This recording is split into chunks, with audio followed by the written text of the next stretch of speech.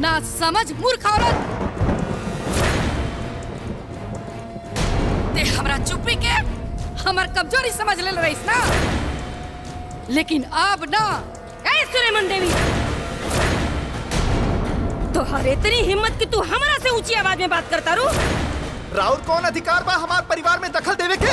अपना बेटी के खुशी का ख्याल रखल हमार काम बा। एको बेटा होके के नाते, एको भाई होके के नाते सब लोगन की खुशी का ख्याल रखल हमार काम हो। ए दामाद जी, आज रे केहू हमरा से इतना ऊंची आवाज में बात ना कइलस। ए सासू माँ, ऐसन घटिया हरकत आज तक हमार परिवार के साथे केहू ना कइलस।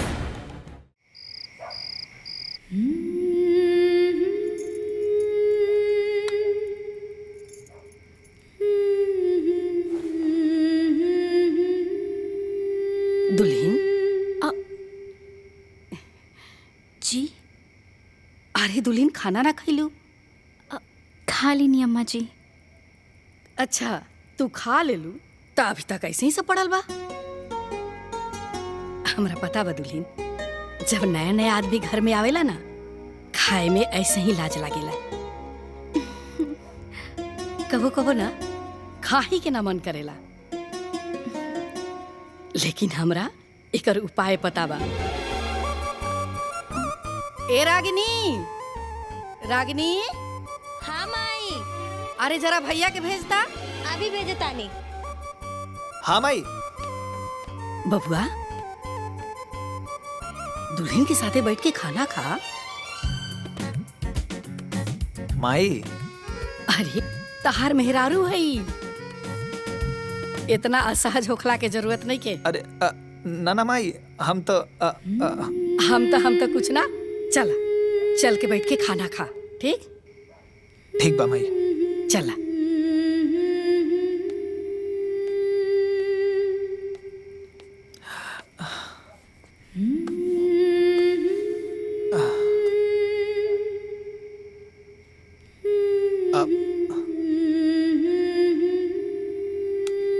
तोहार माई हमार नौकरी लगवा के हमार परिवार के संजीवनी दे देली। हम और हमार परिवार बहुत भाग्यशाली बा तोहरा के पाके। तू खुश बाड़ू ना हमरा घरे? ये हमार घर ना हा का? ना ना, ये तोहरो घर हा। तू छुप के फोटो खींचे तारू? हाँ भैया, ये फोटो तो यादगार बनी।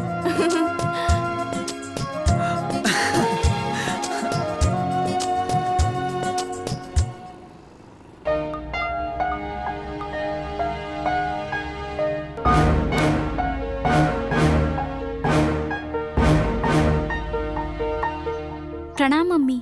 हाँ, खुश रहो बिटिया। हालचाल बतावा। सब बढ़िया बा माई। सब लोग बहुत प्यार करत आड़े।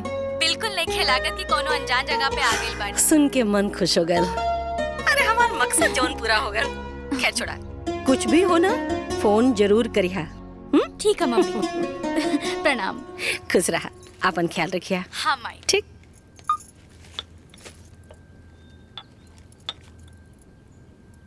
मालकिन। हाँ? एगो बात पूछी का? पूछा। नौ लइका रवा बिटिया लायक रहे ना वो परिवार, फिर भी रवा गीता बबनी के बियाह वो घर में कैनी। ये बात कुछ बुझाइल ना। लल्लन, ऐसे बुझा कि यदि वो परिवार हमरे बराबरी के रहित तो हमरा सामने झुक के कैसे रहे।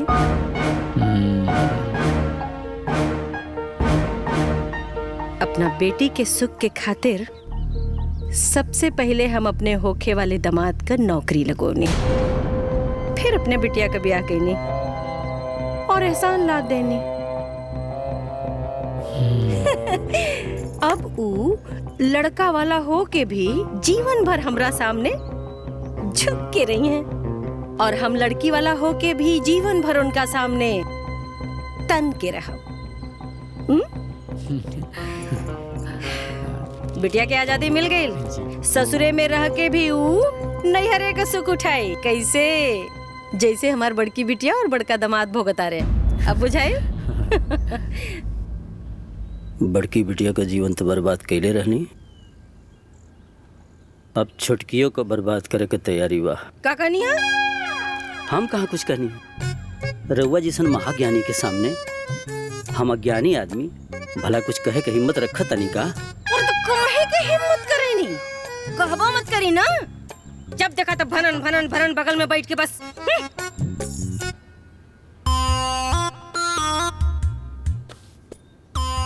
माई बाबू से बात कैले रहे लो। देखिए, आपकी माँ चाहे जो भी बोले, बाकी होगा वो है जो अब मेरी मम्मी ने कहा है। अरे हम कहाँ ना बोलने हैं? अरे तो जब ना बोल रहे हैं तो बोलबो मत करब ना। और दामाद जी एक बात याद रखी कि यदि हम रउआ के रउआ परिवार से अलगे ना कैले रहती ना तो न तो लखनऊ में मकान बनल रहत और न तो गोरखपुर में जमीन किनाइल रहत। ठीक ना? जी जी सासू माँ। अब मम्मी इनको मना कर दो, आजकल कुछ ज्यादा ही अपने घर वालों से सलाह मशवरा कर रहे हैं।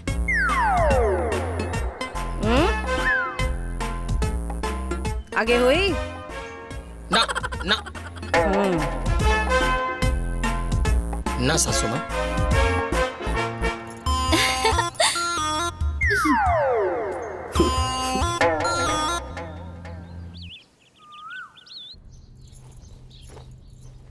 दुल्हीन, जी मम्मी। फुआ और मौसा जी लोग जाता लोग। अच्छा। ता वहाँ लोग के माड़ो में खिलावे खातिर जोन थरिया देहल गई रहे ना, हाँ। वो कहाँ बा? हमरा के तो मालूम नहीं खे। एक मिनट, हाँ मम्मी से पूछ के बतावा तानी। हाँ, पूछ के बता दिया। हाँ। ठीक जी।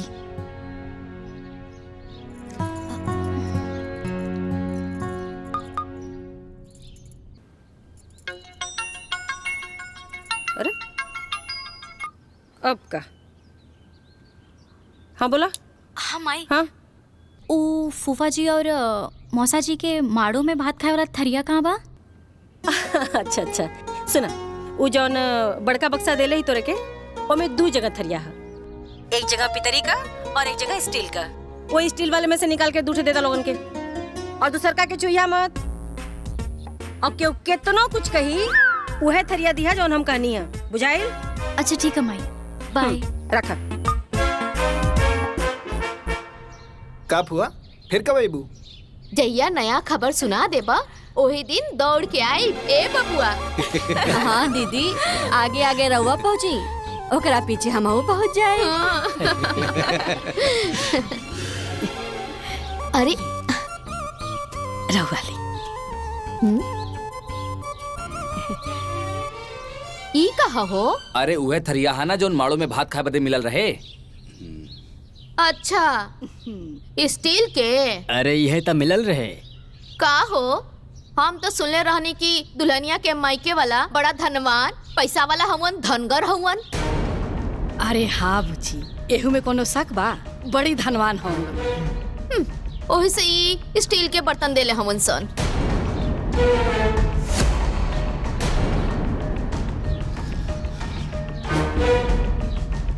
अरे ये दीदी, देखले नहीं की? हाथी के दांत दिखावे के कुछ और होला और खाए के कुछ और। सही कहा तारू।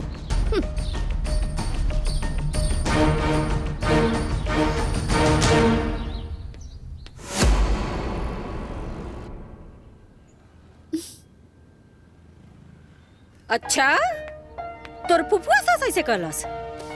हाँ माई, और फूफा जी के साथ मामी जी भी हाँ में हाँ मिलावत रही। अच्छा, तनी अपना सास के फोन देता फोन अपना सास के। ठीक बा माई।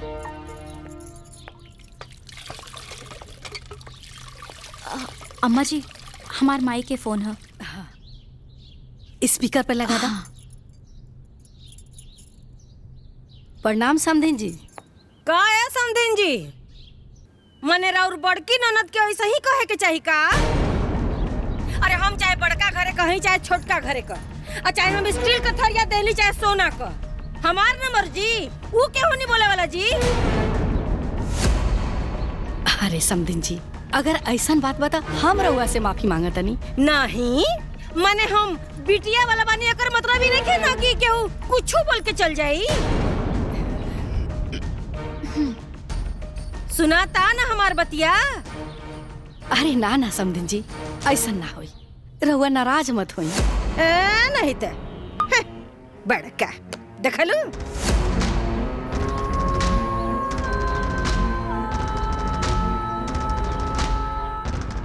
ओह माय गॉड, ये तो बहुत ही गलत बा। जानती हो माँ, एक बार इनकी मौसी जी भी ना मुझे कुछ बोली थी। तुमने तो जो सुनाया सो सुनाया, मैंने तो पूरी इज्जत ही उतार दी थी। तब से इनके घर में कोई मुंह नहीं खोलता है। काजी सही बोले ना? हाँ जी, आप हमेशा से ही सही बोलती हैं। लगाइए। हे भगवान।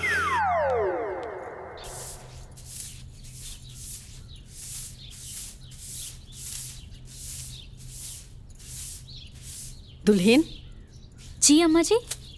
हाई तारा ससुर जी के ना सब गंदा कपड़ा बा, एकरा धो के प्रेस कर दिया। ठीक बा अम्मा जी, हम अभी ये धुल देता नहीं।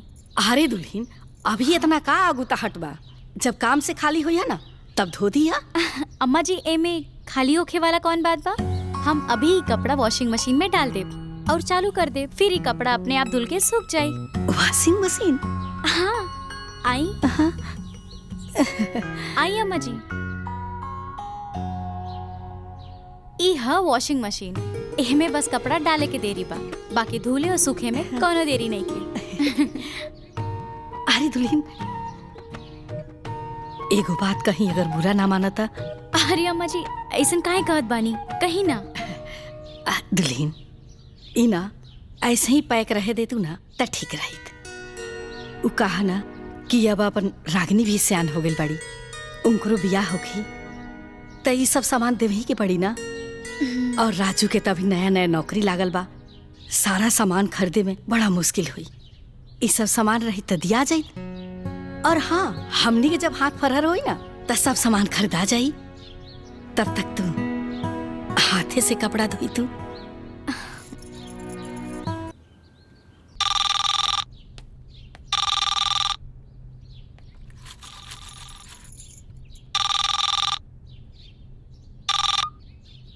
हेलो।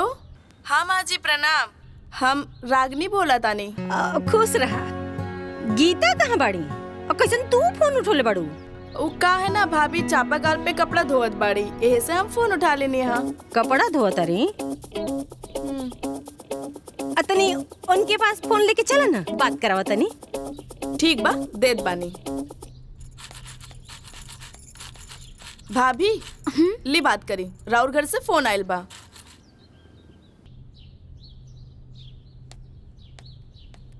हाँ मम्मी, का हाल बा?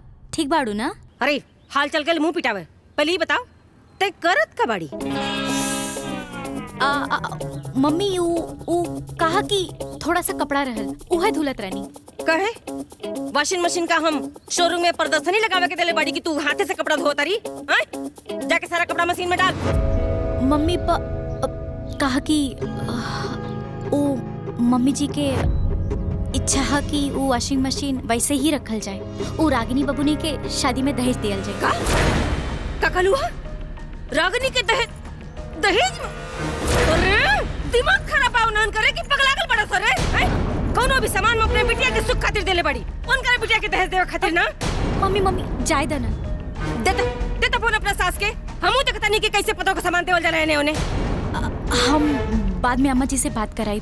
ए सुन, ज्यादा देतिया मत बन, बुझाइल ना? अरे तक कपारे पे चढ़ के बंसी बजाने लगिया तो समझ में आई तो रखे पगलेट कहीं का। शुरुए में टोका टोकी जरूरी होला, बुझाइल? चल फोन दे अपना सास के, बात करो हमार। प्लीज मम्मी प्लीज, बात यही खत्म कर देना प्लीज। बाद में कोनो बात हुई तो हम बता दे, तब बात कर ली है प्लीज मम्मी। अच्छा तो ठीक बा, एदा पारी तो हम मान जाता नहीं, लेकिन आगे से ऐसा कुछ भी भइल ना तो बता देता नहीं, हमरा से बुरा क्यों ना होई, बता दिया उन्हें लोग के। ठीक बा मम्मी। रख फोन।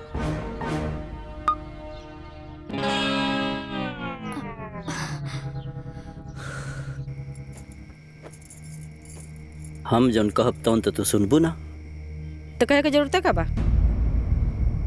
कहे से कि गलत बात सहल भी पाप होला। अब कहल जा।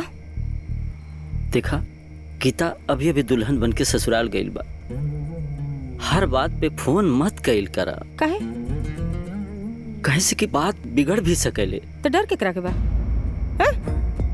केकरा के डर बाजी? बियाह कैले बनी होने बेचैन नहीं कि हमारा अधिकार खत्म हो गई। और देखी बड़की बिटिया दामाद के तन्नी से अपना गाइडलाइन में रखनी तो 2 पैसा का आदमी हो गई, जीवन सेट हो गई। बेटी अपन ससुराल छोड़ देलस, दामाद अपन परिवार छोड़ देलस। का तरक्की भइल बा? का कहनी है?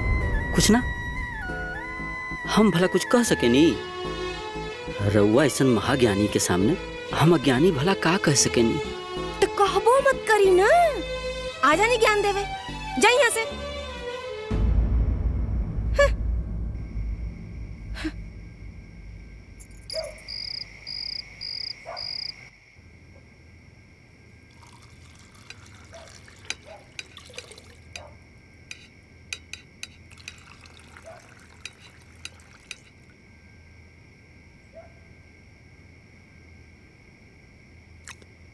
माँ जी। जी दामाद जी। कल हमरा बहन के मंदिर में देखा की बा तो चाय के चाहत रहनी। ओह माय गॉड, वहाँ उतने सारे लोग हैं ना, आप नहीं जाएंगे तो देखौरी रुक थोड़ी ना जाएगी। चलिए जइए तो का हो जाई। पापा आप चुप रहिए। हाँ हम तो चुप्पे बनी, रखा इनका के पूंछ बना के।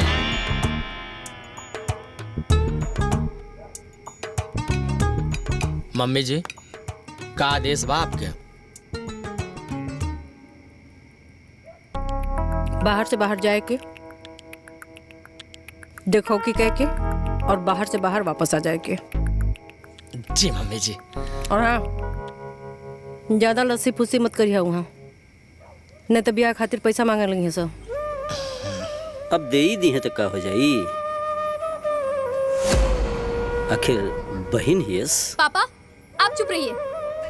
सारा पैसा वहाँ दे देंगे तो जो गोरखपुर में मेरे लिए प्लॉट लिया है उसका क्या होगा? बताओ मम्मी। सही बात।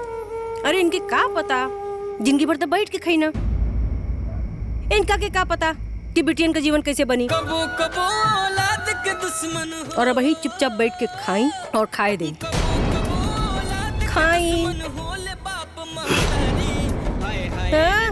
जानकी मत खाई। हाय हाय रे दुनियादारी।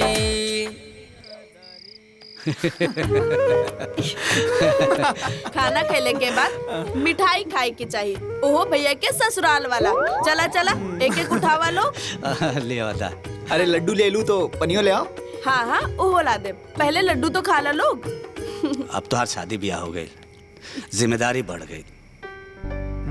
हाँ बेटा, अब खर्चा भी बढ़ गई। नौकरी बा ना माई, सब हो जाए। देखा बेटा, सोच समझ के कदम उठैया। तू अकेला कमाए वाला बड़ा और तोहरे माथा बहुत भार बा, पता नहीं कैसे हुई। सब हो जाए बाबूजी। अब भैया कह दे लेना तो समझा सब हो जाए। लेकिन कैसे हुई बेटा? देखा माई, सबसे पहले रागिनी के एक बढ़िया कोचिंग में एडमिशन करावे के बा। काहे कि हम पैसा के अभाव से इंजीनियर ना बन पाऊनी, लेकिन ओकरा के इंजीनियर जरूर बनाई बा। ये हमार सपना बा। ओकरा बाद जे हुई ओकरे हिसाब से हुई। ठीक बा बेटा, सब तोहरी हाथ में बा, तू ही कमाए वाला बड़ा। चिंता मत करा माई, सब सही हो जाए। ठीक बा बेटा, जा, ढेर रात हो गई बा, जाके सुता। ठीक बा।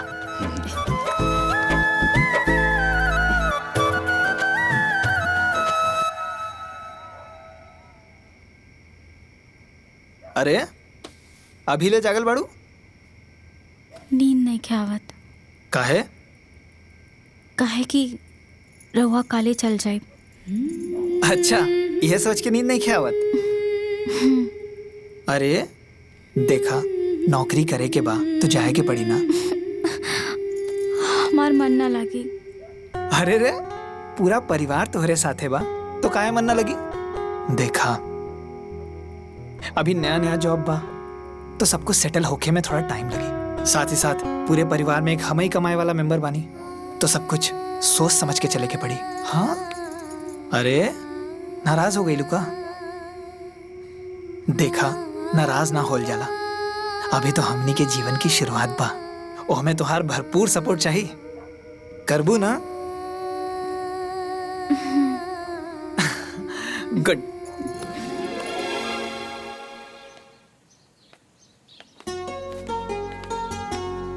अरे बुचिया, अचरवा कहाँ रख ले रे? यही बैगों में तो बा। अरे कपड़ा में लग जाए तो? अरे बेटा ना लगी, हम प्लास्टिक में बांध के डिब्बा में रख देले बानी, ऐसे ना लगे।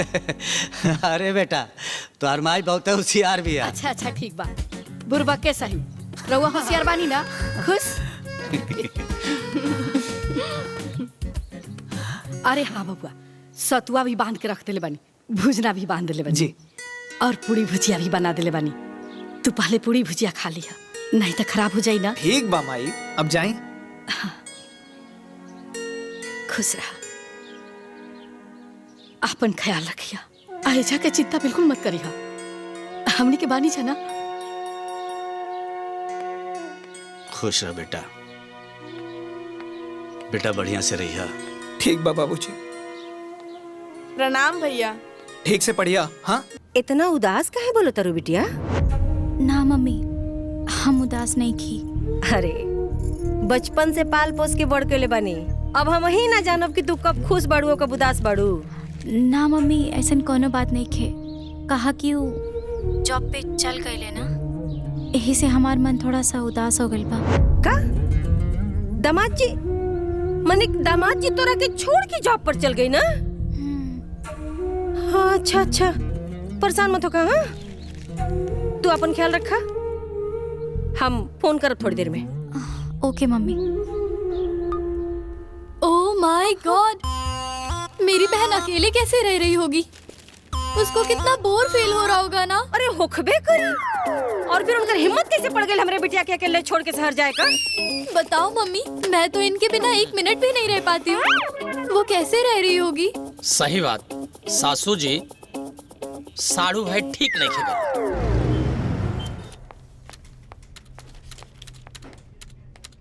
सर, थैंक यू। रुका था, अब यहीं हम उनका हिसाब करता नहीं।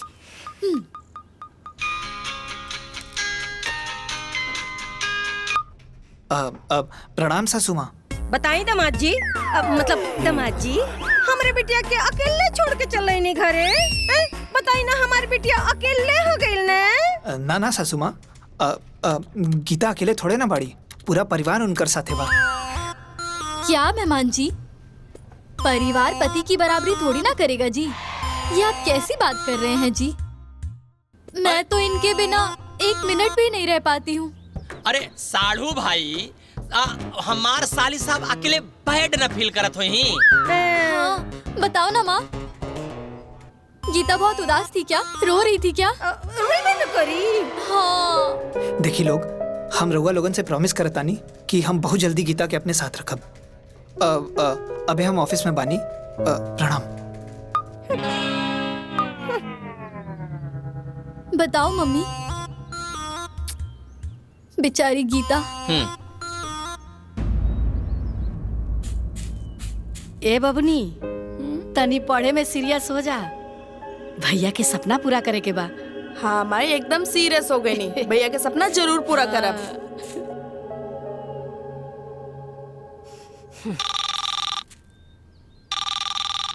माई, भैया के सास के फोन आइला। हाँ, स्पीकर पे लगा।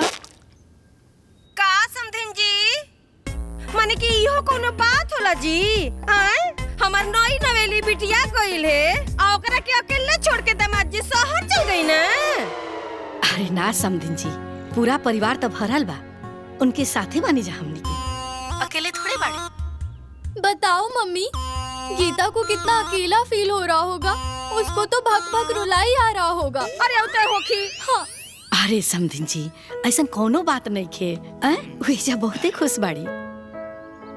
समधन जी, हम राजू का पापा बोलता ने, आप लोग हित हो गई तो आप लोगों से का छुपाव के? हाँ। एक अकेला राजू परिवार में कमाए वाला, 1000 गो खर्चा, नया नया नौकरी लगल बा, तो सब देखे के बा ना। परिवार बिखर जाए तो खर्चा भी बढ़ जाए, आप तो समझते हो खब। वैसे भी आप लोग का बहुत एहसान बा हमनी पर।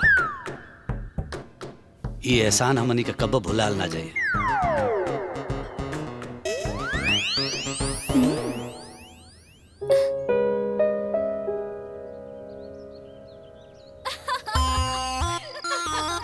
बताओ मम्मी, तुमको याद है ना एक बार छोटन जी जब हमको छोड़ के गए थे, तुमने तो हंगामा ही कर दिया था। और मैं भी जो भाग के आ गया था। हाँ। ओह माय गॉड। बाकी गीता कैसे रहती होगी? वो जंगल में ना अपना ससुराल में बिया। और तू लोग बार बार बोल के ओकरा जीवन में आग मत लगावा। बताओ मम्मी, पापा को क्या मालूम कि उसकी भी अपनी पर्सनल खुशी होती होगी ना? हाँ सासू माँ, फैमिली थोड़ी ना हैप्पी देगा उसको। हाँ। माँ है हम, हमरा के न पता बा कि औलाद का दर्द का होला, इनका के का पता। तू ही दोनों जानी त ओकरा जीवन के बर्बादी के कारण बनल बा। का कहनी है? कुछ ना, हम कहाँ कुछ कहनी है। तू दोनों महाज्ञानी के सामने हम अज्ञानी के कुछ बोले के हिम्मत बा? त हिम्मत करबो मत करब।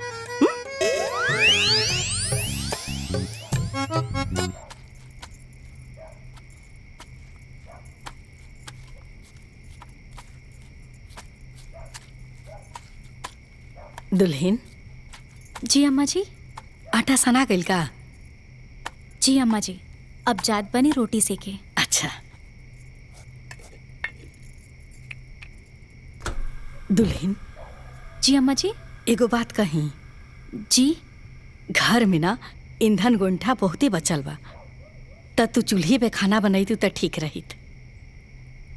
उ कहा न दुल्हन, गैस बचल रही त गाहे बागाहे काम दिहित। हित न ता मर मेहमान नहीं है त जल्दी खाना बन जाई। ठीक बा अम्मा जी, जैसन आप कहीं। त चूल्हे पे बना ला। ए रागिनी, जाके बाहर से ना गोईठा लकड़ी लेके आ जाओ। ठीक बा माई, ले आवा तानी। दुल्हन, सब्जी कटा गई, ठीक ना? ला सब्जी बना दिया।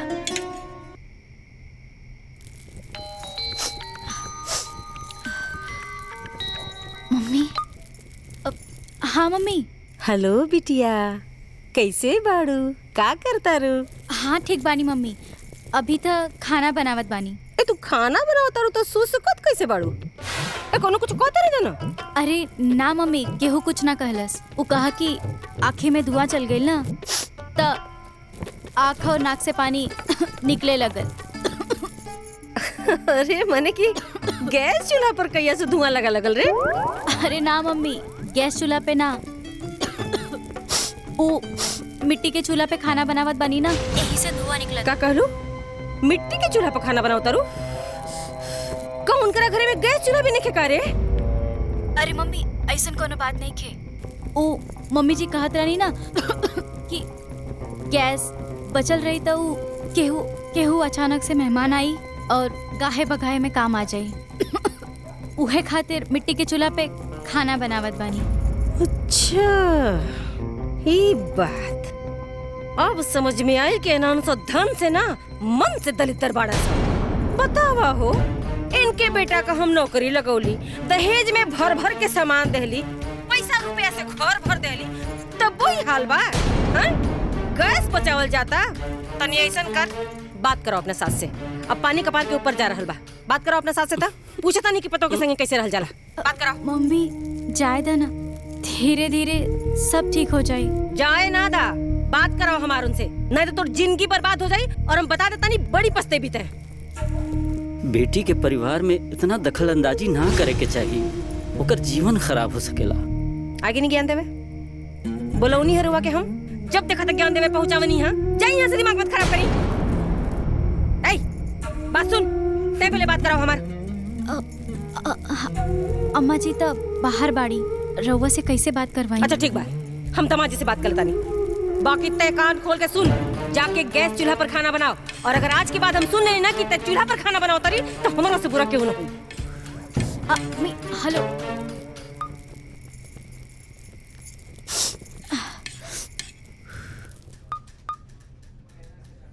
हाँ रागिनी, हाँ भैया प्रणाम। खुश रहा। माई के फोन दा। माई। हाँ ली भाई के फोन आयल बा। स्पीकर पे लगाओ। प्रणाम माई। खुश रहा बउआ। रागनी के कोचिंग में नाम लिखवावे खातिर अलमारी में चेक रख ले बानी साइन करके। बाबूजी के दे दिया। बाबूजी के फोन दा। भाऊजी ऐसे बने ले बतियाओ। प्रणाम बाबूजी। बेटा वो रागनी का तलिक बड़ा महंगा कोचिंग है। तो ओकर चिंता छोड़े ना बाबूजी, हम ओकरा के इंजीनियर बनल देखे के चाहता नहीं। बिहान जाके एडमिशन करा दिया। बेटा हमके कुछ बुझाइबे ना करी, वहाँ जाके का कर। तू बस रागनी के साथे जी। हाँ बाकी सब काम वो कर लिए।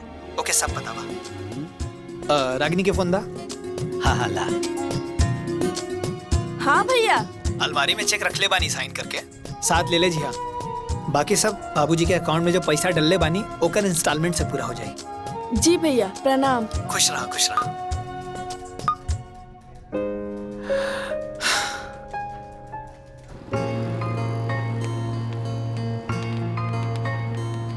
बड़ा ठंडा लला रे। एसी लागल बा बाबूजी। हाँ बेटा तब पढ़ाइयो बड़ा महंगा हुई ना। पढ़ाई भी तो अच्छा होला। हमाल के जमाना में अच्छी कोचिंग ना रहे, नया जमाना नई पढ़ाई है। रुका बाबूजी का एक सेल्फी खींच के भैया के भेजे के बाद। हाँ ले खींच।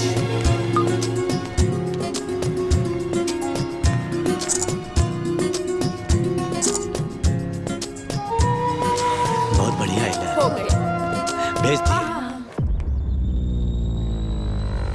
अंटार्कटिका पृथ्वी की सबसे ठंडी जगह। इससे ठंडी जगह। ओह माय गॉड मम्मी, तुमको मालूम है मेहमान जी ने क्या स्टेटस लगाया है? का?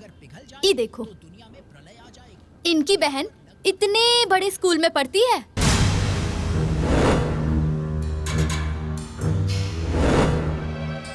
इतने बड़े स्कूल में तो कभी तुमने भी मुझे नहीं पढ़ाया।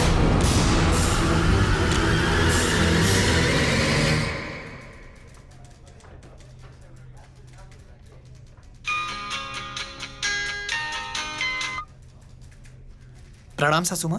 खुश रहा बाबू। हमरा बिटिया के कहिया अपने साथे लिया होता नी?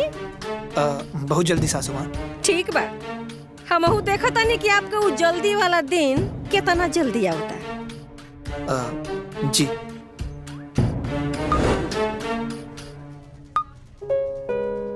अरे बाप रे, इस सासू माँ तो हाथ धो के पीछे पड़ गई।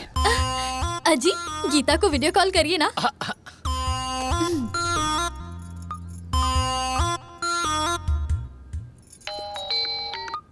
हाय, ये देख गीता, ये चूड़ी, ये बिंदी, ये लिपस्टिक और ये ज्वेलरी।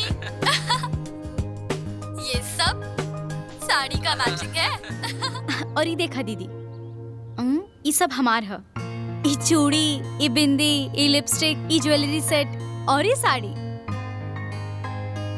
अरे गीता, ये तो वही साड़ी है ना जो हमने पसंद किया था? हाँ दीदी, तुमको पता है जब सच सवर के चलनी से अपने चांद को देखोगी ना, बहुत अच्छा लगेगा। मैं तो छट्टन जी के साथ सेल्फी भी निकालूंगी और उसको अपलोड भी करूंगी। देखना बहुत लाइक्स जाएगा। अच्छा गीता, करवा चौथ में मेहमान जी तो आ रहे हैं ना? ना दीदी। ओह माय गॉड, तो तुम चांद कैसे देखोगी? वीडियो कॉल पे देख लेना दीदी। वीडियो कॉल पर? क्या गीता, बिना मेहमान जी के सेल्फी अपलोड करोगी? कैसा लगेगा? लाइक नहीं मिलेगा। तो अब क्या करे दीदी? उनको बुलाओ, कैसे भी करके उनको बुलाओ, नहीं तो मजा नहीं आएगा। अरे साली जी देखी ना, हम तोरे सिस्टर के 1 मिनट में अकेली छोड़े लिखा। साड़ू के दबाव दी, बार बार दबाव दी। और सुना, ओकरे बाद ना प्यार से बुला ली। हाँ बुला ले। हाँ ओके ठीक है, बाय बाय।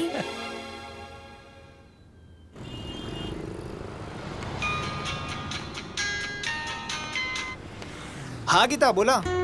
ये हमार पहला करवा चौथ है और रउआ ना आइब तो हमरा के अच्छा ना लगी। बाकी एक दिन आइब तो छुट्टी भी जाई और पैसा भी नुकसान हुई। अच्छा, हमार खुशी से बढ़ के पैसा हो गइल बका। और हम कौन पिकनिक मनावे खातिर बुलावतानी? हम तो बस पति पत्नी के पूजा में शामिल होके खातिर बुलावतानी। अरे यार प्लीज आए ना, प्लीज। अच्छा भले आप मैरिज डे पे मत आइब, लेकिन करवा चौथ पे आवे के बा। प्लीज मना मत करी, प्लीज आए ना, प्लीज प्लीज। अच्छा ठीक बा बता। Thank you. ठीक।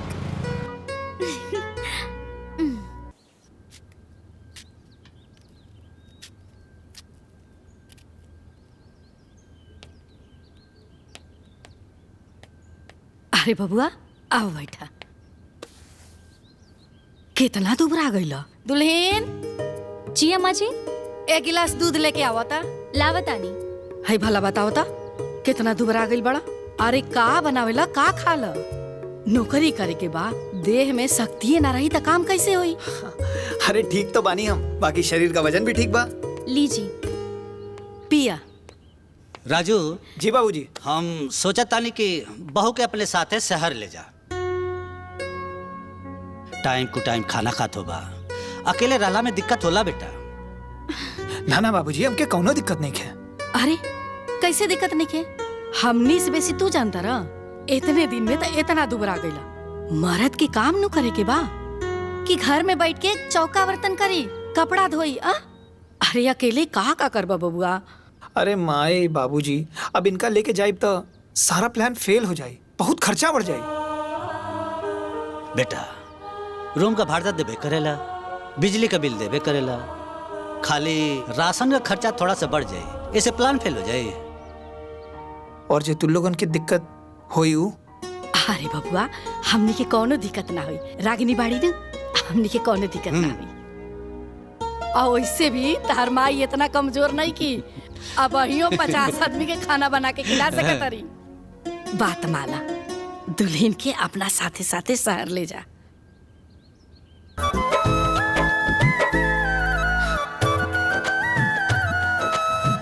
ठीक बा।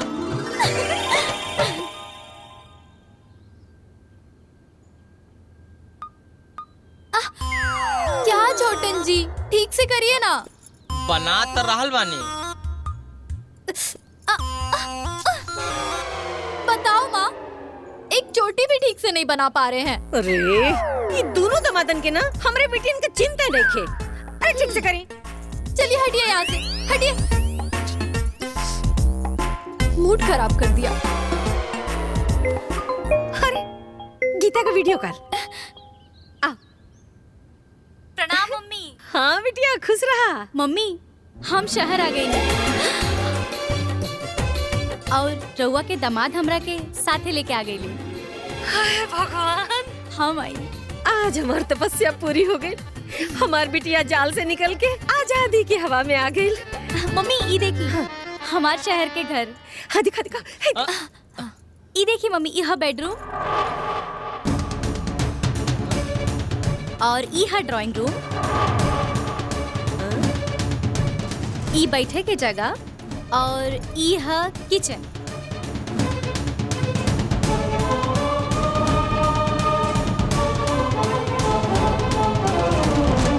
करे तोरे घरे में फ्रिज, सोफा, टीवी ये कुल नहीं खे? ना मम्मी। ओह माय गॉड,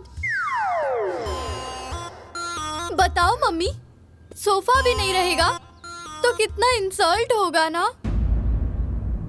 तुमको पता है मम्मी, मेरी एक ननद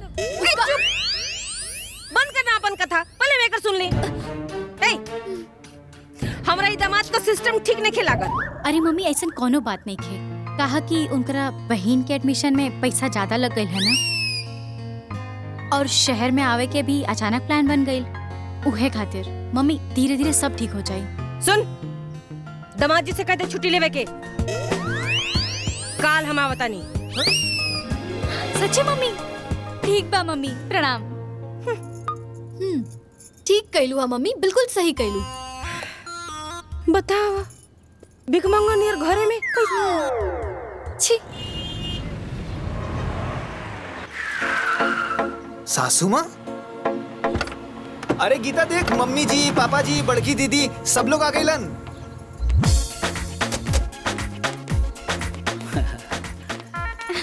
मम्मी। अरे बेटा खुश रह। प्रणाम बाबू। सब लोग ठीक बा ना? अच्छा लगल तो देख के। जी चल। पापा। अरे हमारा खुश रह बेटा, सदा सुहागन रह। ठीक बड़ा दीदी। सब बढ़िया बा। और साड़ू भाई? ओह माय सब गॉड। बढ़िया बढ़िया। का गीता, तुम इतनी दुबली कैसे हो गई? कुछ भी दीदी। ए भैया लोग, सारा सामान लेके अंदर आवा। हम बताओ बतानी कि कौन चीज कहाँ रखे के बा। ले आवा। ठीक बा, उतारे तनी। चल चला।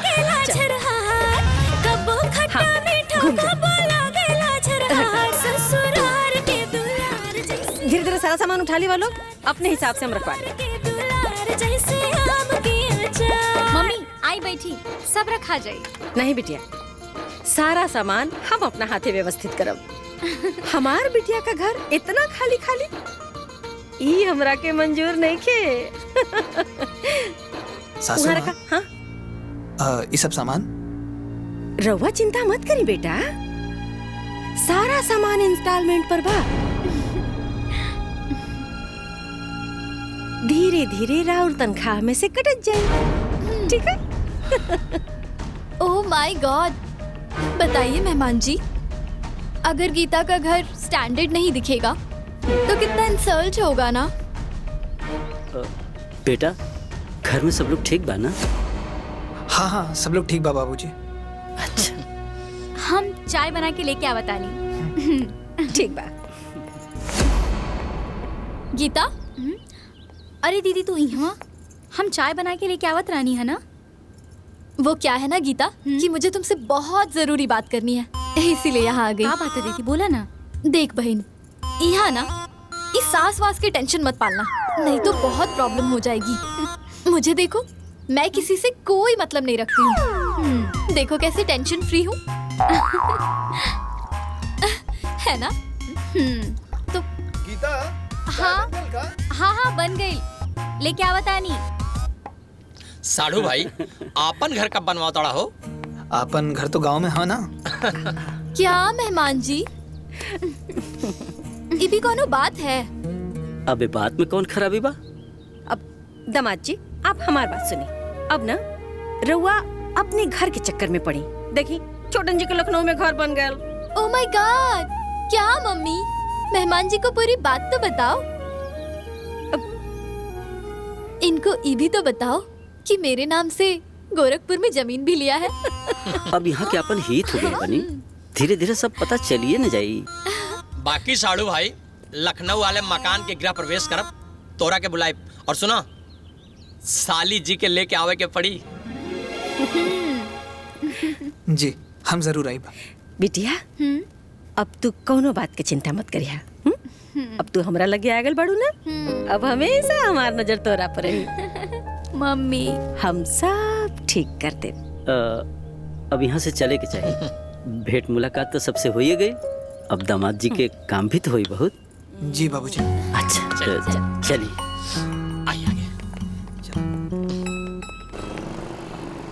इतना सब सामान लोन पर उठवा देलू है, सोचबो न कैलू है कि राजू जी ओके भर पई है कि ना। अगर दामाद जी के कपार पर ये लोड ना चढ़ होती ना, तो दामाद जी पैसा भेज देते अपना बहन के पढ़ाई खातिर, और फिर जिंदगी भर हमार बेटी गांव का माटी फाँकत। तो हर जवनी सोच बा ना, देख लिया एक दिन घर परिवार खातिर बहुत खतरनाक हुई है। का कहनी? हम कहाँ कुछ कहनी है, तोहरा ऐसा महाज्ञानी के सामने हम अज्ञानी के बोले के मजाल बा। तो बोलबो मत करी। अरे का बताई माई, सोफा फ्रिज पलंग टीवी सब सासू माँ लेके आ गई ली। अरे तो पैसा कहाँ से आई? वो सब लोन पर बा, हर महीना हमार सैलरी में से कटी। बेटा खर्चा बढ़ गए ना? हाँ बाबूजी, लोड तो बढ़ गई, बाकी शहर में रहे के बाद तो ठीक से रह के पड़ी। हाँ बेटा, ठीक कहा तारा। जैसन देश वैसन भेज त रखही के पड़ेला। अच्छा माई प्रणाम। फोन करत रहिया लोग, ठीक बा? ठीक बा बेटा, तू बढ़िया से रहिया। खुश रहा। खुश रहा।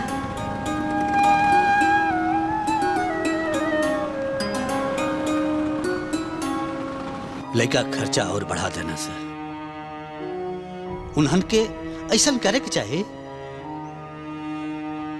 गलत परिवार में शादी हो गई सरवा, पूरा परिवार मतलबी बा।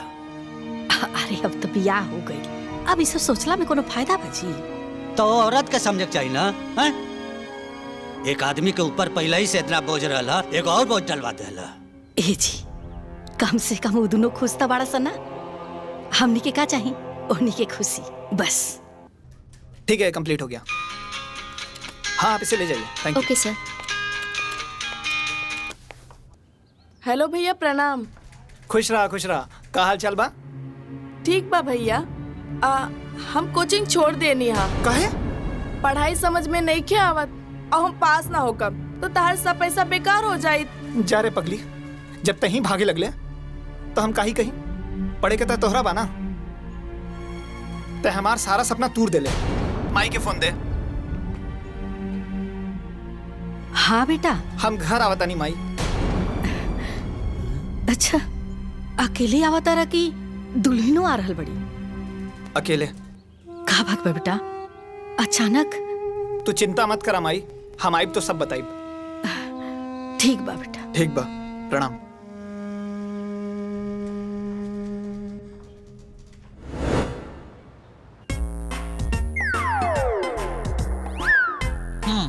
मम्मी जी, ये वाला खाइए ना, बहुत मीठा है।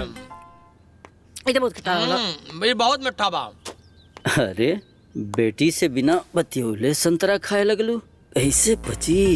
बेटी तो नहीं भेजी भैया, फिर जाके फोन करी। बेसिर मत फेंकी।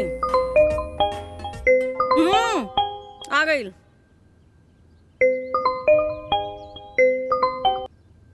हाँ मम्मी, हो गई का? बोला। हाँ बिटिया, कहाँ बिजी रहलू है इतना देर? मम्मी वो बिछावन तकिया सब सेट करत रहनी है। अच्छा। काहे कि हमार ससुराल से सास ससुर सब आवे वाला बाड़े ना। हैं? हाँ मम्मी। कोरे हमर दम तब पगला गइल बा का रे?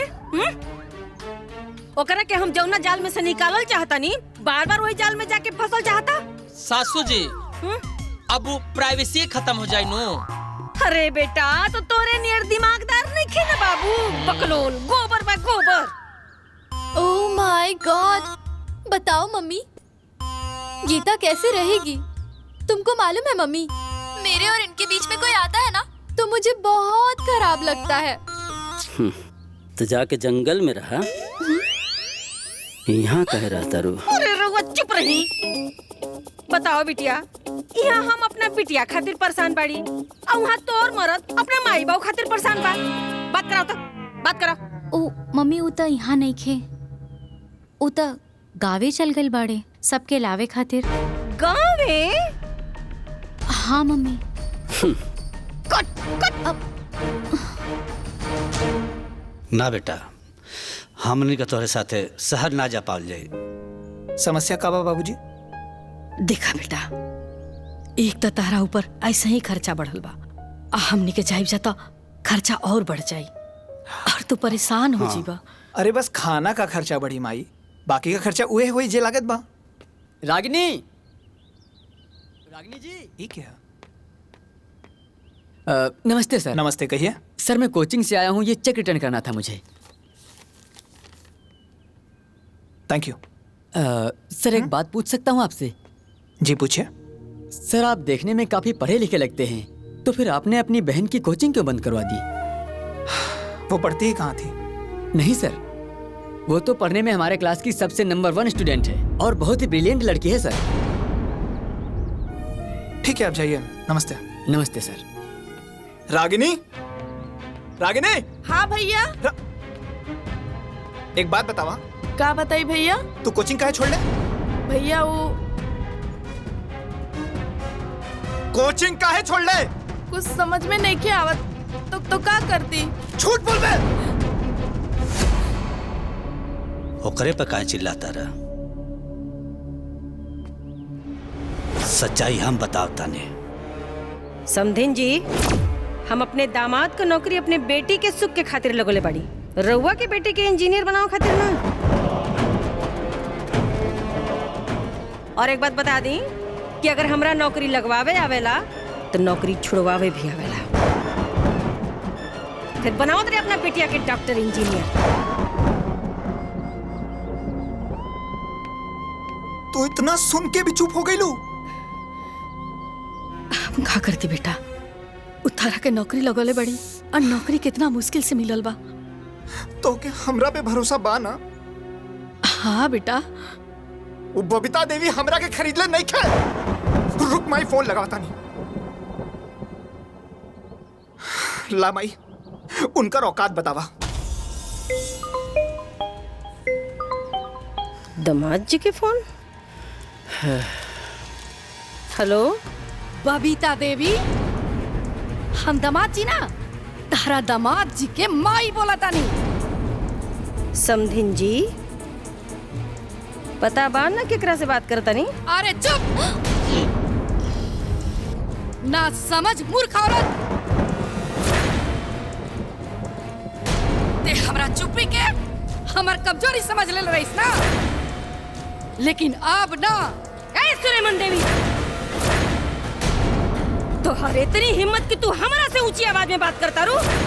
राउर कौन अधिकार बा हमार परिवार में दखल देवे के? अपना बेटी के खुशी का ख्याल रखल हमार काम बा। एको बेटा होके के नाते, एको भाई होके के नाते सब लोगों की खुशी का ख्याल रखल हमार काम हो। ए दामाद जी, आज लेके वो हमरा से इतना ऊंची आवाज में बात ना कैलस। ए सासू माँ, ऐसन घटिया हरकत आज तक हमार परिवार के साथ केहू ना कैलस। अगर हमके पहले पता रहित कि राउर सोच इतना नीच बा तो हम ब्याह ही ना करती। तोहर इतनी हिम्मत कि तू हमरा के नीच कहला, घटिया कहला? अरे हमरे चलते आज इज्जतदार बनला सा, हम ही नौकरी लगोली और हम ही से गर्मी। अरे लात मारता नहीं ऐसा नौकरी के, भाड़ में जाए ऐसा नौकरी और भाड़ में जाए ऐसा ससुरारी। इतना गर्मी उतारे, तोहरो गर्मी उतारे। एक मिनट, हमरा के पहले हमरा बेटी से कॉन्फ्रेंस कॉल पे बात करे थे। एक मिनट, बता नहीं।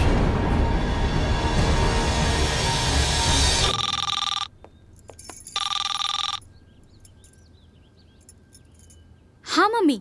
गीता, गाड़ी भेज रहल बानी, घर छोड़ और यहाँ आ। गीता, अगर घर से निकल लूं ना तो ठीक ना हुई। सुनाता कि ना? गाड़ी भेज रहल बानी, निकल वहाँ से। ना गीता।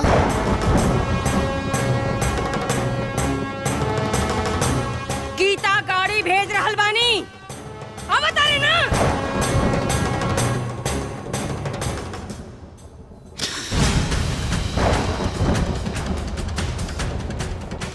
हाँ मम्मी।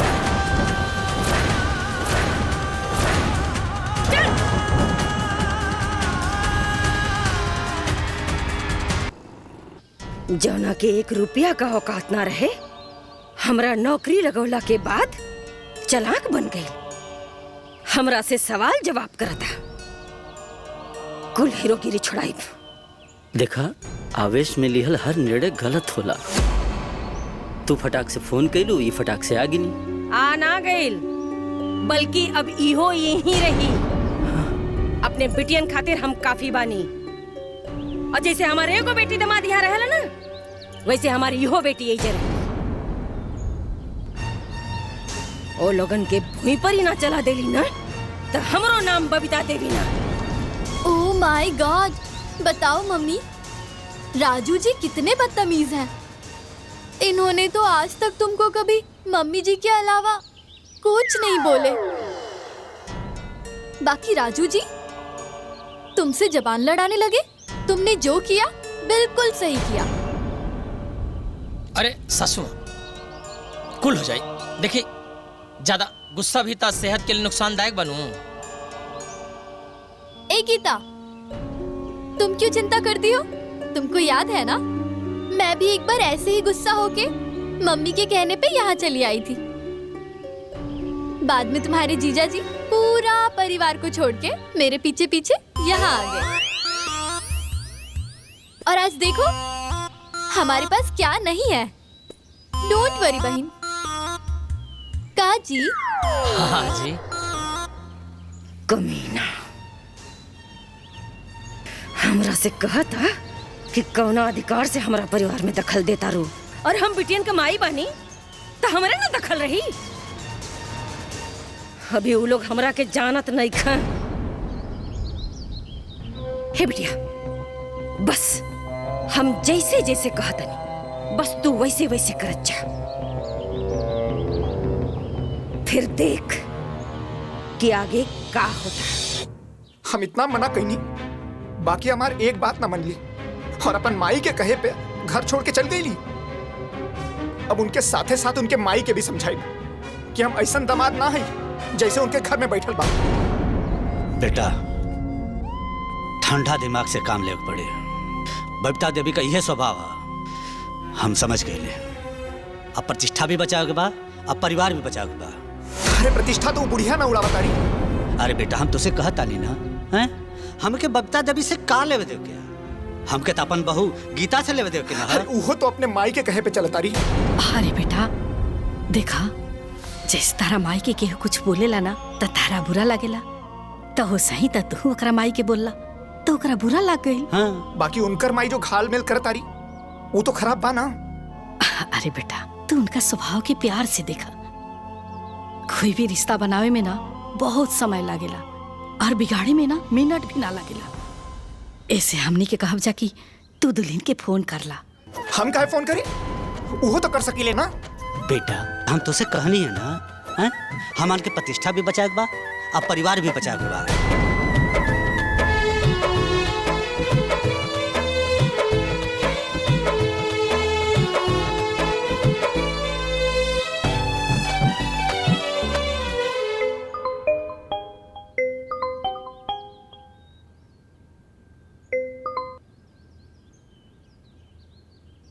हाँ बोली। देखा गीता, खीस पीट में जौन भैल तौन भैल, अब घरे आ जा। हमार मम्मी जौन कहिए हम उहे करब। हमार माई से पूछ ली। एमे तो हर माई से कहे पूछे के पड़ी। तू हमार पत्नी हो ना? और ऊ हमार मम्मी है। एकर मतलब तो हर माई जौन कहीं तौन हुई। का भैल, तू बोलत काहे नहीं खो? का बोली? हम कहनी ना हमार मम्मी से पूछ ला। गीता, तो हर जीवन हमरा से जुड़ल बा, बीच में अपन माई के मत लेके आवा। हमनी के अपने विवेक से सोचे के बा। हमनी के बीच से अपन माई के साइड करा। ए, तू हमरे बिटिया के भड़कावत आ रहा है? आगे ला ना औकात में। हमरा से बेहतर हमरा बिटिया के केहू नहीं के जान सकत, बुझाई? और कान खोल के सुन, अगर हमरा बिटिया के साथ रहे के बा तो तोरा के भी हमरे बड़की बिटिया और दामाद जैसा अपन परिवार छोड़ के रहे के पड़ी। बस ए सासुमा, ये कतई संभव नहीं है। रख फोन, रख।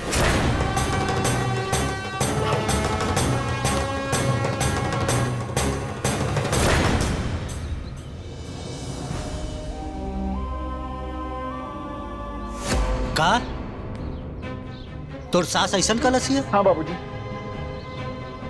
गलत जगह शादी हो गई, गलत रिश्तेदार मिल गई न सर। ए बेटा, अब तू का सोचला? अरे उनका कहले से हम अपन परिवार के बिल्कुल ना छोड़ सकीला।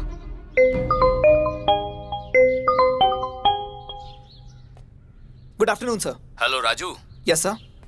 तुम्हें जॉब से आउट कर दिया गया है। क्या? मुझे जॉब से आउट कर दिया गया? हाँ। पर क्यों sir? I am sorry Raju. अब हेलो सर।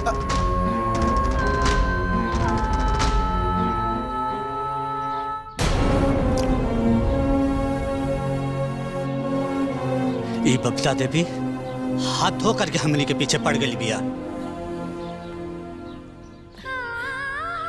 अब तो नौकरियों चल गई।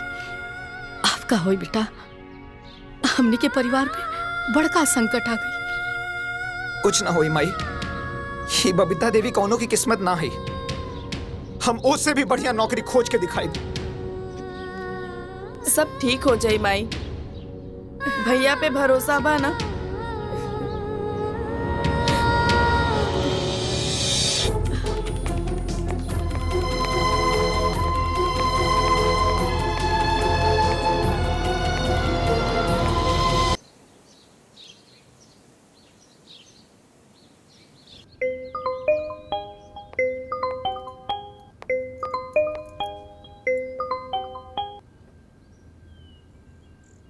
हेलो गीता।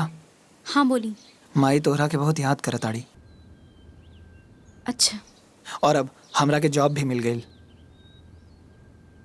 जॉब भी मिल गई मतलब? अरे तोहार माता जी हमके जॉब से निकाल देले रहली। मम्मी मम्मी रहुआ के जॉब से निकलवा देले रहनी मतलब? अच्छा वो सब छोड़ा, अब तू घरे आ जा। सब तोहरा के बहुत याद करता रहे, साथे साथ हम याद करता नहीं।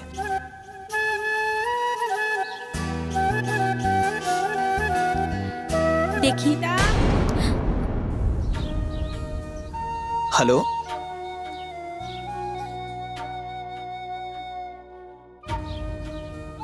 हमरे बात का उनकर ऊपर कोनो फर्क ना पड़ल। बिना जवाब के फोन काट देली। दोनों माई बेटी एक ही माटी के बनल बिया।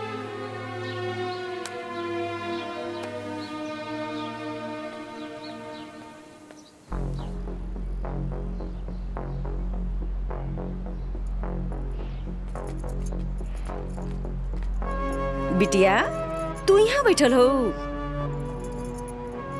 चला जल्दी से नहा धो के तैयार हो जा। काहे मम्मी? अरे पंडित जी आयल बड़ा बेटा। वो काहे? तोरा खातिर पूजा रखोले बनी, ताकि तोहार कुल ग्रह नक्षत्र सब खत्म हो जाए। कौने ग्रह नक्षत्र? ओह माय गॉड! क्या गीता, तुमको पता नहीं है का? तुम्हारे जीवन का सबसे बड़ा ग्रह नक्षत्र तुम्हारा ससुराल और तुम्हारा हस्बैंड। तुमको पता है गीता, मम्मी तुम्हारी चिंता में रात रात भर नहीं सोती थी। चलो जल्दी से तैयार हो जाओ। गीता अरे तैयार हो खबू। आओ। चल चल चल चला।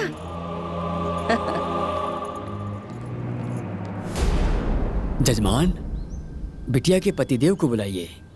शादी के बाद किसी भी पूजा अनुष्ठान में पति पत्नी को एक साथ में होना चाहिए।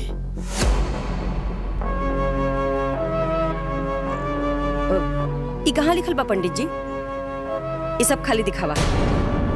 पूजा करें। ये क्या बात कर रही माता जी? विवाह में जो 7 वचन दिया जाता है उसमें से एक वचन ये भी होता है। ओह माय गॉड! का पंडित जी, हम तो कितना बार अपना हस्बैंड के बिना ही पूजा किए हैं। का जी? हाँ जी, सही बात पंडित जी। करने के लिए लोग तो करते हैं, लेकिन मैंने तो शास्त्रों की बात बताई है। महाराज, ये बात ये लोगों के समझ में ना आई। और पूजा कराएं। देखिए, पति को परमेश्वर कहा गया है। जब जीवन में पति का इतना ऊंचा स्थान है तो पूजा अनुष्ठान में पति का स्थान क्यों नहीं हो सकता? आजकल आधुनिकता और क्षणिक स्वार्थ के लिए इन रिश्तों का महत्व ही खत्म हो गया है। अगर पति का महत्व नहीं है तो सावित्री यमराज से क्यों लड़ गई? अगर पति का महत्व नहीं है तो सीता जी राम जी के साथ वन में क्यों चली गई? अरे महाराज, हमरे हुआ के यहाँ पूजा करे के बोले बानी की प्रवचन देवे खातिर पूजा कराई कि हम दूसरे पंडित बुलाई? देखिए, होने के लिए तो सब होता है, लेकिन एक ब्राह्मण होने के नाते उचित परामर्श देना मेरा फर्ज था। चलिए, आप लोगों की यही इच्छा है तो शुरू करते हैं। जी। ओम त्र्यंबकम यजामहे सुगंधिम पुष्टिवर्धनम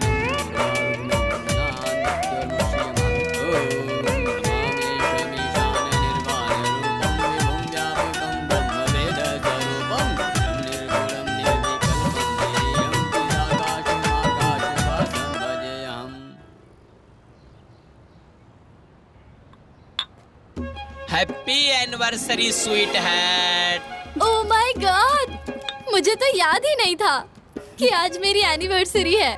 बधाई हो बिटिया। Thank you. क्या माँ, तुम भी याद नहीं दिलाई? का याद दिलाई बिटिया? हमार तो खुद दिमाग हैंग करता। थैंक यू सो मच छोटन जी, आज आपने मेरा इतना इम्पोर्टेंट दिन याद दिलवाया। Most welcome sweet heart. इसीलिए हस्बैंड होता है।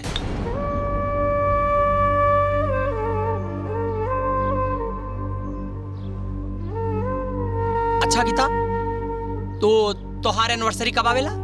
बताना ताकि हम समय पे याद दिला सके।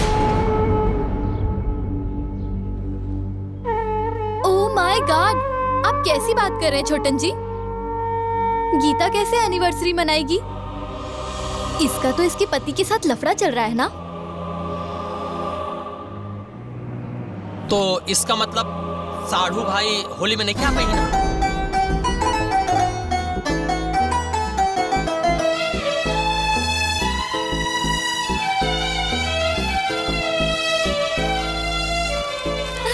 कितना सुंदर है ना।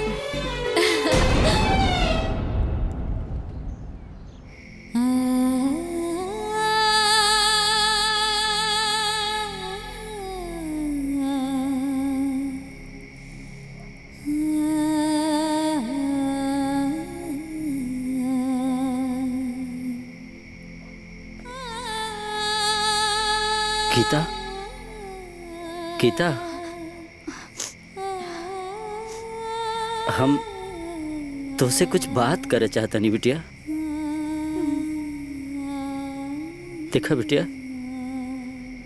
तू एक मूर्ख औरत के फेर में पड़ के अपन जीवन खराब मत करा। कैसे कि शादी के बाद बेटी के घर मायका ना ससुराल होला। तोहार माई जवन अपना पति के वैल्यू ना कर सकली, वो तोहार पति के वैल्यू कबो ना कर सकेली। अब अनीता तो बेवकूफ ही है। तू बेवकूफी मत करा बेटा। शादी दो संस्कार, दो परिवारन का बंधन होला। दो परिवार के सहयोग से निभावल जाला। तोहर पति, तोहर ससुराल ही तोहर सब कुछ है बेटी। बात के समझे की कोशिश करा। हम तोहर बाप हई। हमरो तोहरा से बहुत प्यार बा बेटा। तोहरा खुशी के परवाह बा हमें। जीवन के चिंता बा। तू अपन बुद्धि विवेक से सोचा। बस हमारी यह सलाह बा। यहाँ का कर तू बैठ के अकेले? कुछ ना मम्मी। चला खाना खा ला। चला आजा।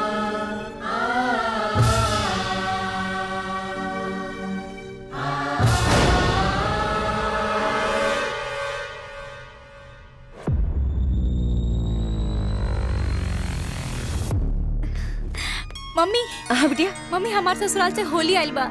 हाँ मम्मी। होली? हाँ। ओ लोगन का हिम्मत कैसे पड़ल यहाँ होली भेजे का? और इतनी औकात कि हमारा यहाँ होली भेजे हैं? देखा था नहीं। अरे सुना था। प्रणाम।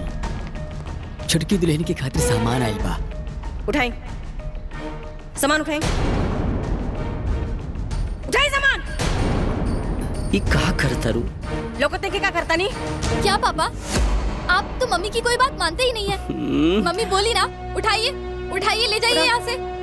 बड़ी श्रद्धा से अपन पतों के खातिर वो सभी सामान भेजले बानी। रवा ऐसे क्या करता नहीं? अरे आग लगाओ इसने भिकमंगन के सरथा में। का लगा था कि कपड़ा अबीर गुलाल हम अपने बिटियन के नहीं दे सकत? जाके कह दा उन्हन से कि बबीता देवी ऐसे ने सामान के लात मारे नी।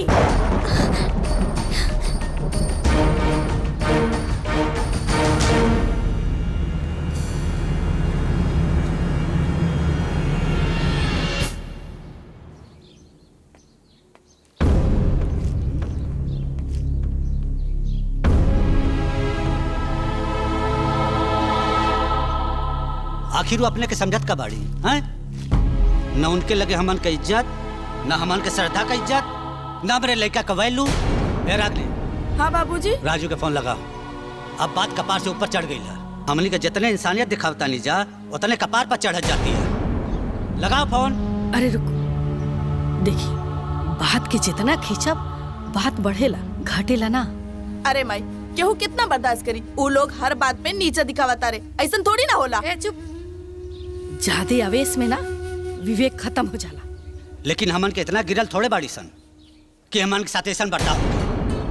हे जी शांत हो जाई, अशांति से काम ली। साल भर पे होली आइल बा, पहले शांति से होली मना लेल जाओ, ओकरा बाद देखल जाई का करे के बा। चले।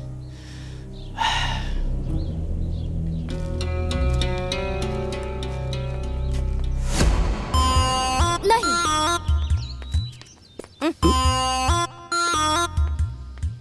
ओह माय गॉड, देखो ना मम्मी, बार बार छोटन जी कह रहे हैं कि आज होली है तो मेरे मम्मी पापा से आशीर्वाद ले लो, आशीर्वाद ले लो। कहे वो लोग भगवान हुआ का कि वो लोग का आशीर्वाद चाहिए का दामाद जी? ना ना सासू माँ। मने का हो गई बा हमरा दोनों दामादन के कि हर बात में माई, हर बात में बाप। कौनो जरूरत ना है के फोन करे का। जी ना सासू माँ। ओके। ए चाची, एगो जीजा जी तो यही जबानी, छटको जीजा जी के बुलाई रंग गुलाल खेले के बाद। कौन जीजा जी हो? जीजा जी गीता दी के हस्बैंड। माने उनकरा संगे गुलाल ना खेलबू तो तोहार होली पूरा ना होई। जा यहाँ से। होली खेला। बेटी होली में मायके में रही तो लोग दामाद जी के बारे में पूछबे न करी हैं। केकरा केकरा के डटू। हम तो रवा संगे 5 साल होली ना खेली, का हो गई? अरे मम्मी तुमको याद है, मैं भी तो छोटन जी के साथ 3 साल होली नहीं खेली थी, तो क्या हो गया? क्या जी? हाँ जी। ए ना पारी, हमारी बिटिया ओ लोग के साथ होली ना खेल के हमनी के साथ होली खेली का? हाँ माई प्रणाम। खुश रहा बेटा। और होली ढंग से बीत गई? घर में ना बेटा ना पतो का होली ढंग से बीती। ए बेटा तारा आजकल दुल्हन से बात होता कि ना? ना माई, जब उनकर फोन नहीं खियावत तो हम काय करी? तोहार लोगन से बात होता का? ना बेटा।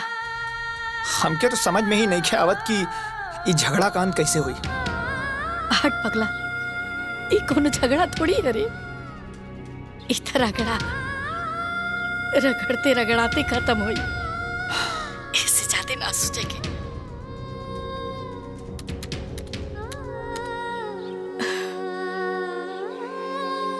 जी ओकरो से बात नहीं किया होगत, समझ में नहीं किया होत का कल जाओ। हमनी के चलल जाओ। ठीक कहा था नहीं रहुआ।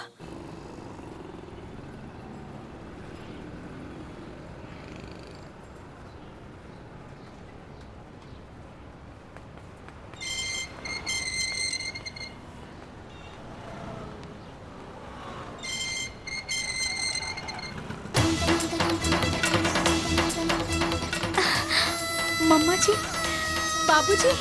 5,05,595 का हार गिफ्ट के लिए होली पर तनी संभाल के रखिए, बड़ी लापरवाह किस्म के हैं।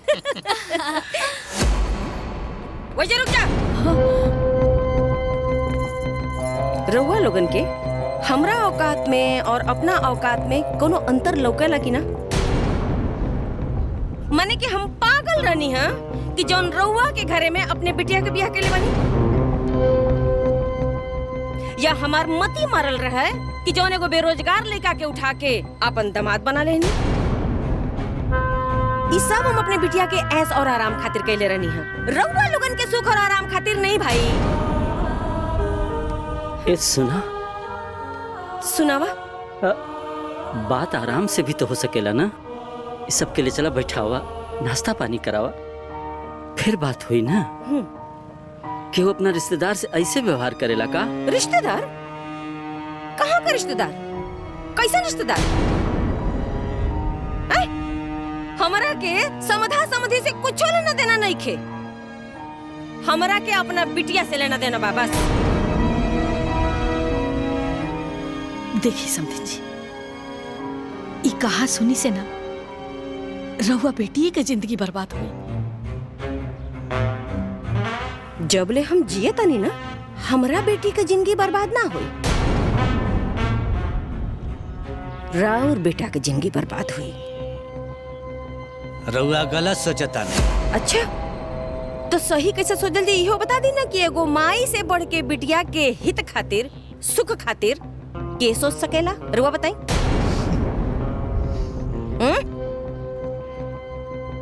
हमरे बिटियन के जीवन हमरे हिसाब से चली, बुझाइल?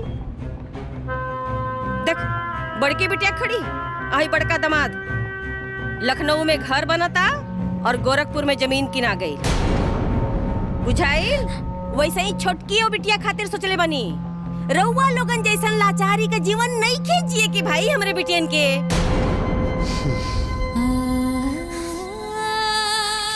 समझी जी, रहुआ बात समझे की कोशिश करी। अरे बेटा पतो तो एक ही हुई हसन, हमने के रिश्तेदार एक ही हो खबजा, लेकिन ये आपस में बेमनस्य और रुखापन से कोनो फायदा बा? ओह मिस्टेक तो हो गई, हमरा से मिस्टेक हो गई कि तू लोगन के हम अपने रिश्तेदारन के लिस्ट में शामिल के देनी। मिस्टेक हो गई हमरा से। अपना बेटियन के सुख के खातिर हम कुछ भी कर सकते नहीं। जा लोग यहाँ से।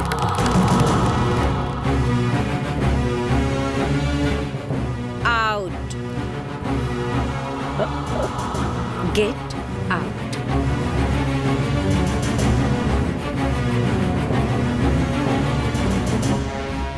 Get out, get out, get out. तोहर का विचार बा अपना ससुराल जाए के बारे में? तो अपना माई से कहत काहे नहीं के? हमार हिम्मत नहीं की होत पापा। मालिक, वकील साहब आइल बानी। जी प्रणाम। आप जी, मुझे बबीता देवी जी ने बुलाया है। काहे? हम जी, बतावता वो- नहीं। जी प्रणाम। बैठो। निकालिए वकील साहब। जी, आपने जो पेपर मंगवाया है वो मैं ले आया हूँ। ये लीजिए मैम। ला बिटिया, पेपर पे साइन के दा। ई कहा मम्मी? तलाक के पेपर।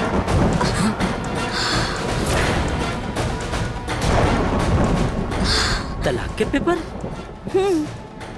काहे?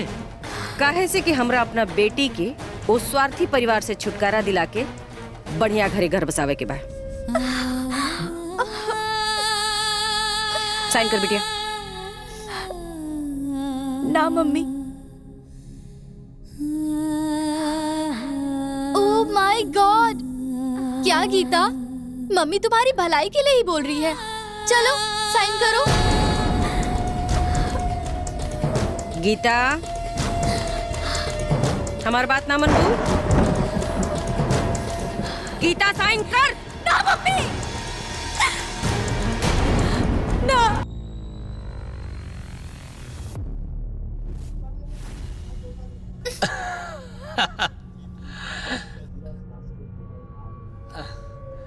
मम्मी ये चैनल चेंज करो ना। ली सासू माँ। अरे साइन कर। ये कहा? साइन कर। तलाक। हम तोरा के तलाक देता नहीं। क्या पापा, आपका दिमाग खराब हो गया क्या? मार दिमाग खराब हो गई बा। साइन कर। तोहर हिम्मत कैसे भइल हमरा से तलाक लेवे का? चुपचाप बैठ और साइन कर। अरे कर साइन। हलवा भैला की साइन के दे? दिमाग खराब भले राउर का? पगला गल बनी का? इतना आसान होला तलाक लेवन? अब ई सब पापा साइन करना तो मार के कपार फोड़ दे। ई सब का करता नहीं जी? कौना बात पे हमसे अब तलाक लेवल चाहता नहीं लोग? हमार कौन गलती बाटे? गलती पूछा तारू? हमरे दोनों बेटियन के जिंदगी बर्बाद करके और तू पूछा तारू कि गलती कहा? हम बेटियन की जिंदगी बर्बाद कईनी? अरे हम बर्बाद करने के उन्होंने जिंदगी आबाद करे के कोशिश कईनी। ये हमके बहुत पहले कह देवे के चाहता है। हम एक घर के मालिक हई और हम जौन चाहब तौने होखी। साइन कर, साइन कर।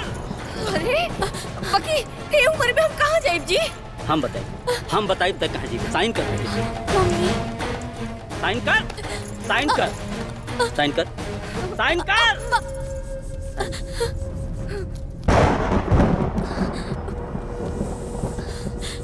चल तो के बताओ तनी कहाँ जाइबे तू।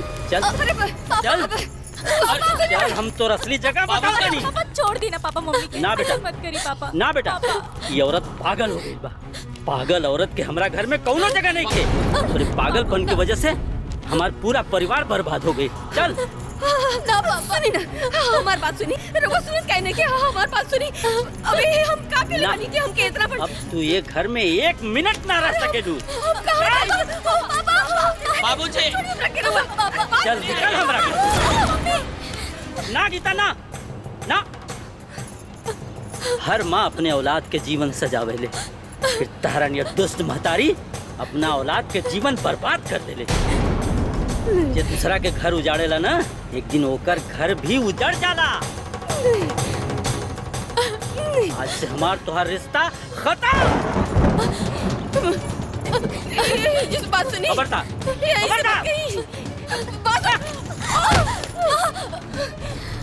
समाधि। आई बाबूजी।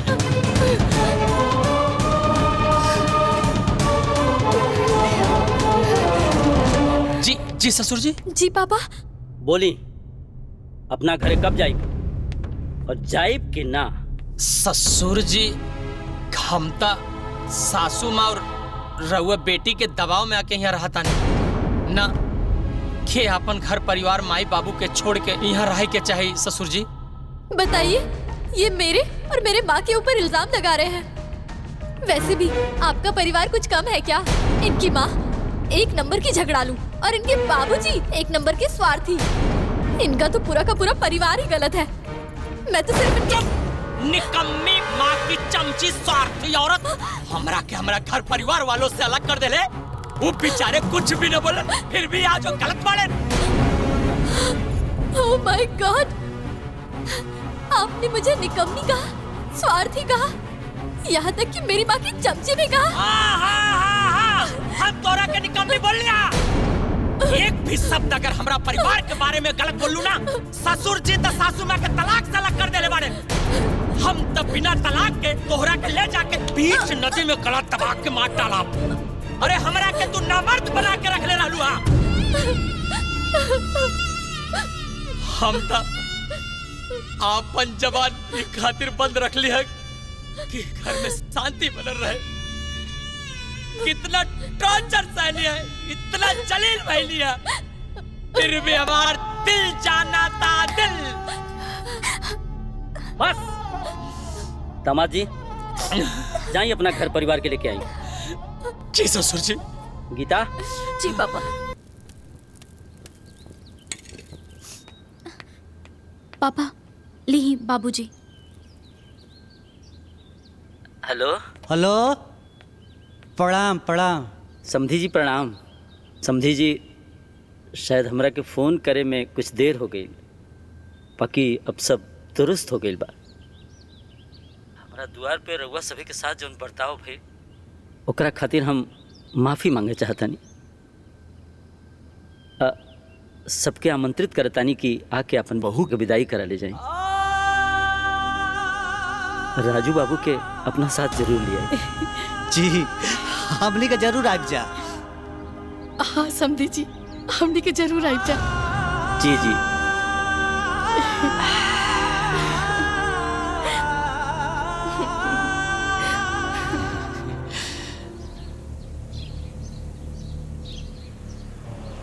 हमरा के लागत रहे कि हम जोन कुछ भी करता नहीं, यही में हमरे बेटियन का भलाई बची।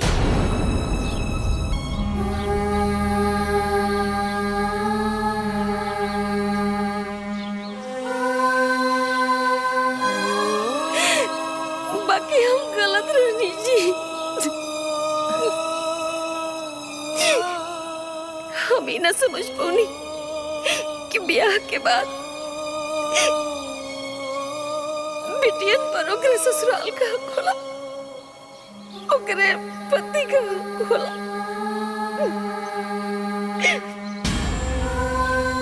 बहुत बड़ी गलती हो गई जी, बहुत बड़ी।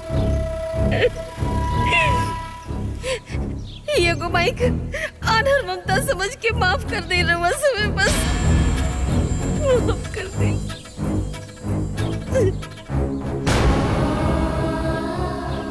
मैं हमारे बेटी को कोनो गलती ना, वो लोगन के सजा मत दे, जोन भी सजा देवे के हमरा के दे, बेटियन के नहीं।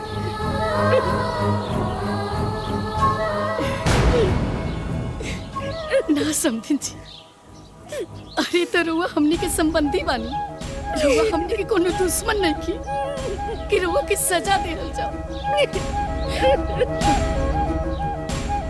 जवन रौरा अपना बेटी खातिर सोचनी, वह तो हमनियों के अपना बेटा खातिर सोचनी। जवन कहनी वो अपना बेटी खातिर कहनी, तो हमनियों के तो अपना बेटा खातिर कहनी सन। चली सब बराबर हो गई, चलिए अब चलिए।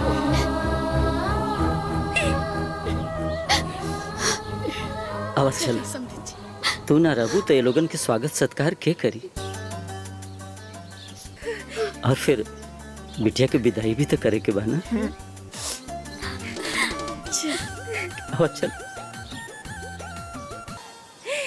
ए बहनी लोग, बिटियन के ब्याह के बाद उनके शादीशुदा जीवन में दखल देवल ना अपने जीवन का सबसे बड़का गलती बा।